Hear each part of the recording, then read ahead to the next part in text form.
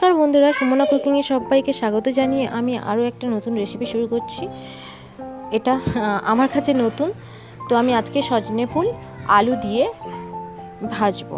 তো দেখে নেওয়া যাক ভিডিওটি আপনাদের কেমন লাগে আর আমি কেমন করে ভিডিওটি বানাই। তো আমি এখানে একটা মিডিয়াম সাইজের আলু একদম কুচিয়ে নিয়েছি সরু সরু করে, আর এখানে এক বাটি সজনে ফুল নিয়েছি।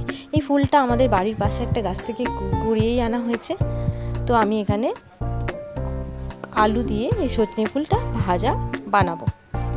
তো আপনারা অবশ্যই দেখতে থাকুন ভিডিওটি, সম্পূর্ণ ভালো লাগবে আপনাদের। প্রথমে কালো জিরে, সরষের তেলের মধ্যে কালো জিরে ফোড়ন দিয়ে আমি এখানে শুকনো লঙ্কা দিলাম। তো তারপরে আমি এখানে আলুগুলো কাটা আছে সেগুলোই ঢেলে দিলাম, দিয়ে একটু নুন দিলাম, দিয়ে ভালো করে নেড়ে দিলাম।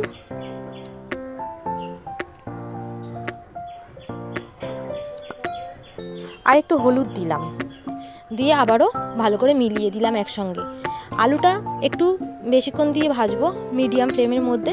একটু সিদ্ধ সিদ্ধ যখন হয়ে আসবে তখন আমি এই ফুলগুলোকে ভালো করে ধুয়ে রেখেছিলাম, সেইগুলোকে আমি আলুর মধ্যে ঢেলে দেব। তো এই ফুল ভাজাটা খাওয়া খুবই ভালো, স্বাস্থ্যের পক্ষেও ভালো, আর সিজনের জিনিস, যে কোনো সিজনের জিনিসই সিজনে খাওয়াই ভালো। তো আমি এরকমভাবে ভেজে নিচ্ছি। আমি গ্যাসটা বেশি জোরে দেবো না, আমি মিডিয়ামের মধ্যে দিয়ে ভেজে নিচ্ছি। তো আলুগুলো সিদ্ধ হয়ে এসছে, ফুলগুলো মোটামুটি সিদ্ধ হয়ে এসছে। তো ভাজাটা মোটামুটি হয়ে এসছে, আমি আরও 2-4 মিনিট ধরে ভেজে নেব। ভাজাটা কমপ্লিট হয়ে গেছে, এবার আমি ঢেলে দেব। তো আপনাদের ভিডিওটি কেমন লাগলো, ছোট্ট ভিডিওটি অবশ্যই জানাবেন কমেন্ট করে, লাইক করে, আর অবশ্যই চ্যানেলটিকে সাবস্ক্রাইব করবেন।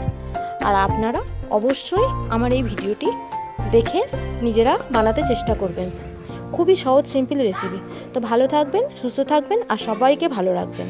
টাটা।